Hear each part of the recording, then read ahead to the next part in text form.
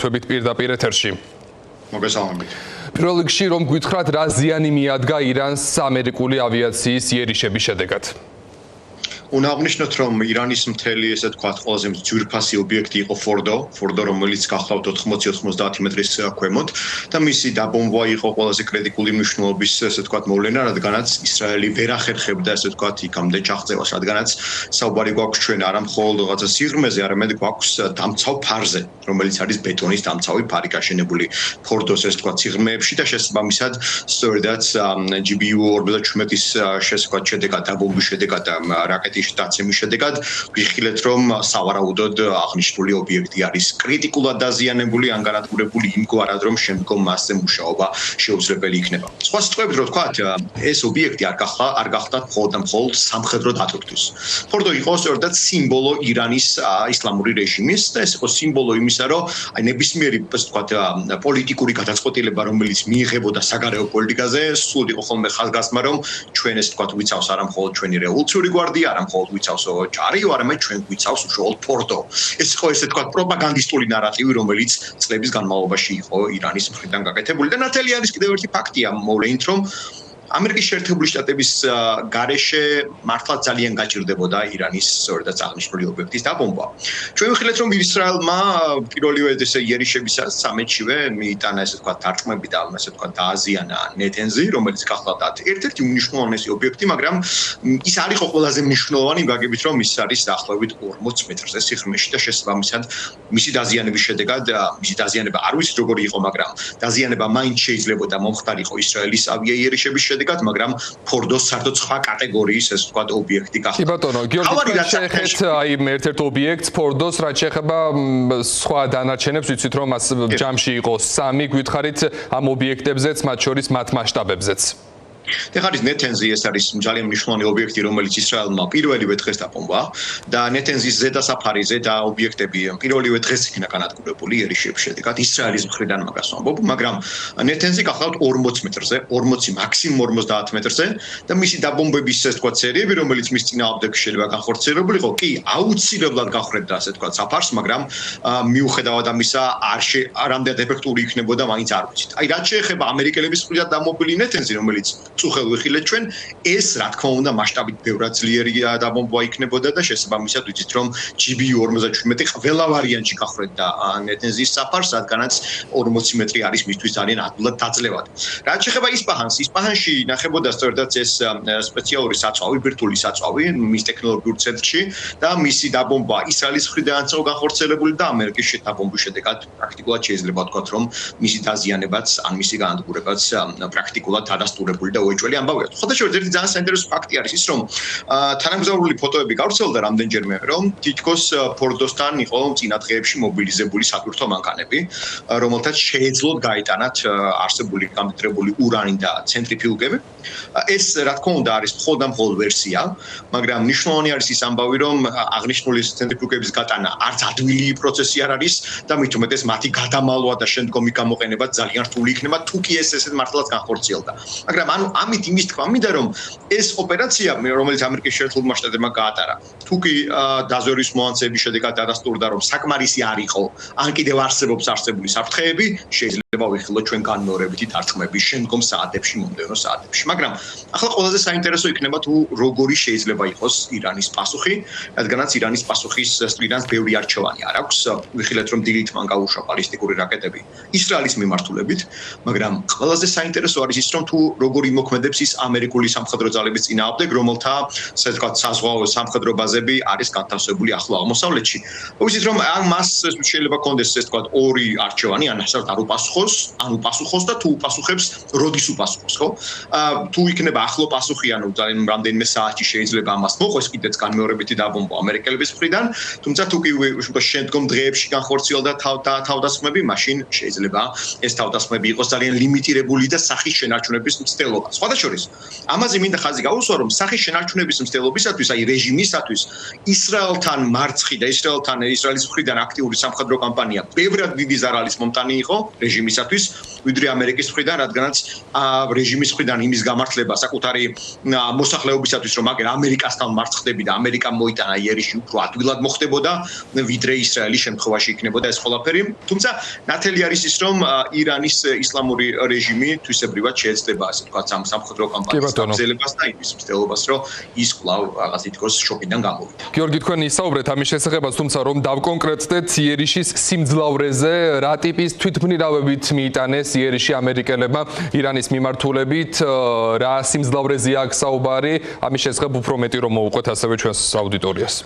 დღეს არის ბეორის ტიპის რაკეტა, ბეორის ტიპის თვითმფრინავი, რომელმაც GB-47 გამოიყენა. ეს არის 13000 კილოგრამიანი, ასე ვთქვათ, ბომბი, რომელიც ხრեց საფარს, ის ეგრევე დაცემისთანავე არ ფეთქდება, ხრեց საფარს, ჩადის სიღრმეში და შემდგომ ხდება მისი დეტონაცია.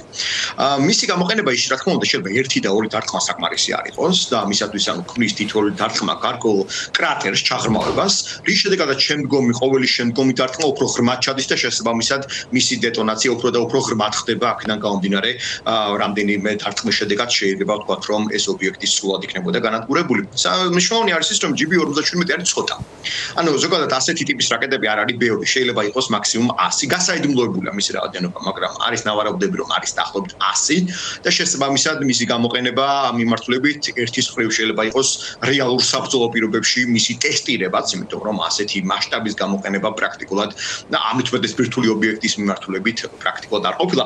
ასევე იყო მართვადი რაკეტების გაშვება, ასე ვთქვათ, ზღვიდანაც და მართვადი რაკეტები, რომლებიც ზღვიდან იქნა გაშვებული, ისიც ერთგვარი დარტყმისთვის ძალიან ისე შოკისებული ეფექტი აქვს მას და პრაქტიკულად მასთან ძალიან მაღალი მოულოდნელობა გააჩნია. ჩვენ სხვა თუ არაფერი ვიხილეთ პოლიტიკურადაც რო შევხედოთ, ეს არის ძალიან სერიოზული დემონსტრირება იმ გაგებით, რომ ეს არის ძალიან მოდერნული ტექნოლოგიები, რომლის გამოყენების შედეგადაც იქნა სიგნალი გაგზავნილი ამერიკის მტრებისათვის, რომ პრაქტიკულად ამერიკას აქვს შესწევსალა მიწვდეს ყველას და ყველაფერს ნებისმიერ ადგილას. ბატონ გიორგი, შეგვიძლია თუ არა ვთქვათ, რომ ირანის ბირთვული პროგრამა საბოლოოდ დასამარდა და თუ კი რამდენად რეალურია ირანში დასრულდეს აიათოლების რეჟიმი? თავარი არის ის გაგება, რომ ამერიკის შეერთებული შტატები ამ ყველაფერს მიყვება და აფასებს პროცესს. ანუ თუ კი მართლაც ეჭვი იქნება, რომ ეს ობიექტები კიდევ საფრთხეს ქმნიან, შეიძლება მათზე იქნას იერიშები მიტანილი და რაც ყველაზე მთავარია, დონალდ ტრამპმა განაცხადა, რომ მას აქვს სურვილი, რომ თუ მოლაპარაკებები იქნება, მოლაპარაკებებს შემდგომში დაყვეს. ანუ ეს იმის ნიშანი არის, რომ რა თქმა უნდა ამერიკის შეერთებული შტატები იტოვებს იმ პატარა სივრცეს, რომ მარტო საბრძოლო ოპერაციები არა, მოლაპარაკებებიც გაგრძელდეს. მაგრამ რეჟიმი არის დღეს ძალიან სუსტი. რადგანაც ნებისმიერი ამ ობიექტის აშენებლად და ასე ვთქვათ შესაქმნელად დახარჯა $10 მილიარდი. და ეს ის მილიარდი დოლარია, რომელიც მან მოაკლო საკუთარ მოსახლეობას და საკუთარ მოსახლეობას წყლის დეფიციტი რომ ჰქონდა და დიდი მასშტაბური დემონსტრაციები რო იყო და ამის გამო რომ კლავდნენ, ესეც ხომ ფაქტია. ანუ შესაბამისად რეჟიმი ახლა იმყოფება კრიტიკულად რთულ მდგომარეობაში და მას ესეთ ნათელი არის, რომ რუსეთთან მეგობრობამ ვერ უშველა. სხვადასხვა რუსეთი აგერ 27 იანვარს დებდა კიდეც ხელშეკრულებას ირანთან და პირდებოდა, რომ სამხედრო მთავარი მხარდამჭერი იქნებოდა, მაგრამ ხედავთ, რომ ესე არ არის.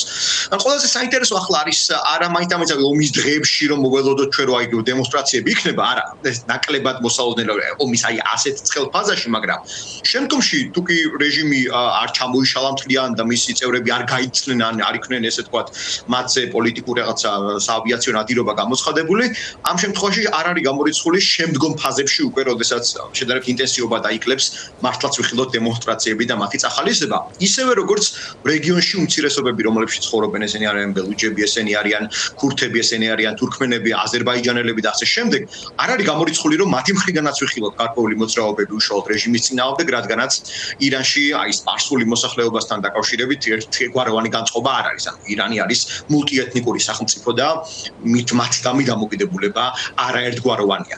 თავარი აქ ერთ-ერთ ხაზი, რასაც მინდა გავუსვა, ის რომ ამოცანა, მოკლევადიანი ამოცანა ბირთვული პროგრამის განადგურებასთან დაკავშირებით ისრაელსა და ამერიკას როგორც ჩანს აქვს ძალიან მყარად მიღებული გადაწყვეტილება ეს მიღებული.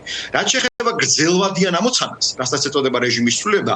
რა თქმა უნდა, რეჟიმის ცვლილება არის ალბათ ყველაზე სასურველი ამოცანა, რომელიც ახლა აქვს ისრაელსა და ამერიკის შეერთებულ შტატებს, მაგრამ ამისათვის საჭირო არის რეჟიმის ეკონომიკური ობიექტებზე დარჩმა, მისი რხევა და რა თქმა უნდა, ირანის ისლამური რევოლუციის გვარდიის კორპუსის განადგურება, იმიტომ რომ ეს ის რევოლუციური ასე ვთქვათ კორპუსია, რომელიც რევოლუციის მცველთა კორპუსია, რომელიც ცდილობს და ყოველთვის ცდილობდა რეჟიმი გადაერჩინა ნებისმიერ ფასად, მათ შორის საკუთარი მოსახლეობის დახოცვის ფასად და ის სწორედ მათ შტაბებზე, მათ ცენტრალურ ოფისებზე, მათ საკონტროლო პუნქტებზე, მათ ლიდერებზე მიმდინარეობს თავდასხმა ისრაელის მხრიდან, რაც ერთგვარი მიმანიშნებელი არის იმის, რომ თუკი ირანის ისლამური რევოლუციის მცველთა კორპუსი კრიტიკულად დასუსტდა, შემდგომ რევოლუციას უფრო მეტი შანსი ექნება. კი ბატონო, ბატონ გიორგი, ვისაუბროთ ასევე იმაზეც, რამდენად ჭირდებოდა თავად დონალდ ტრამპს ეს გადაწყვეტილება, განსაკუთრებით უკრაინაში მიმდინარე ომის ფონზე, ვიცით რა იყო თავად ტრამპის დაპირება არჩევამდე ცოტა ხნით ადრე, რომ ის ამ ომს მალე დაასრულებდა.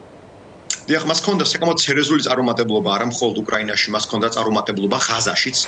მან ვერ აღკვეთა და ვერ შეაჩერა იქ საბრძოლო მოქმედება. ვიცით, რომ მას კრიტიკულად მძიმე მდგომარეობა ჰქონდა მოკავშირეებთანაც და ურთიერთობა გაუფუჭდა.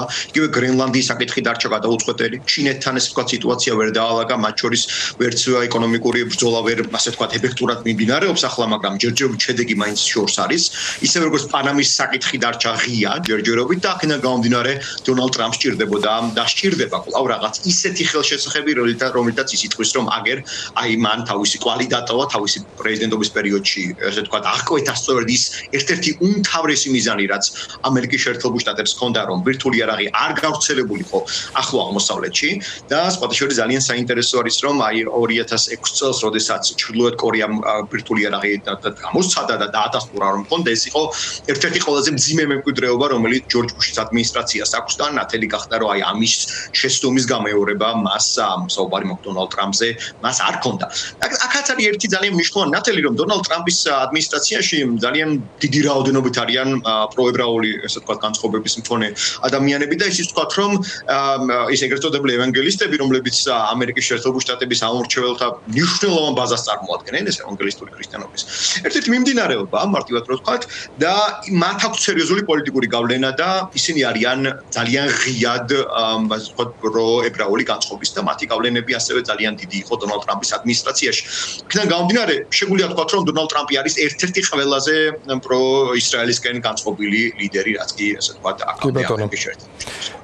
თქვენ ისაუბრეთ ამის შესახებ, თუმცა ასევე მაინც მინდა ბოლოს კითხოთ რუსეთთან დაკავშირებით, რა ფორმით შესუსტება ოკუპანტი ქვეყნის პოზიციები ამ ამერიკული იერიშების შედეგად, როგორია თქვენი პოზიცია? დიახ, ახლო აღმოსავლეთში რუსეთს ჰქონდა ორი დასაყრდენი. ეს იყო სირია და ეს იყო ირანი.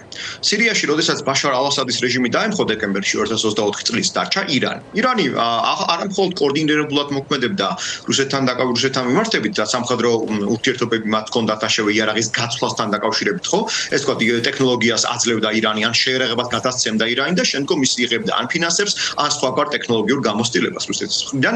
გარდა ამისა, ირანი გახდა ერთგვარი გამტარი იმ გაგებით, რომ აი რუსეთის აფრიკული სამხედრო მოქმედებები გადიოდა სწორედაც სირიაზე, მაგრამ სირიის შემდეგ მისთვის ახლო აღმოსავლეთში და შემდგომ უფრო ფართო რეგიონში, არა მხოლოდ აზიაში, არამედ აფრიკაშიც ერთგვარი ხიდი გახდა რუსეთისათვის ირანი.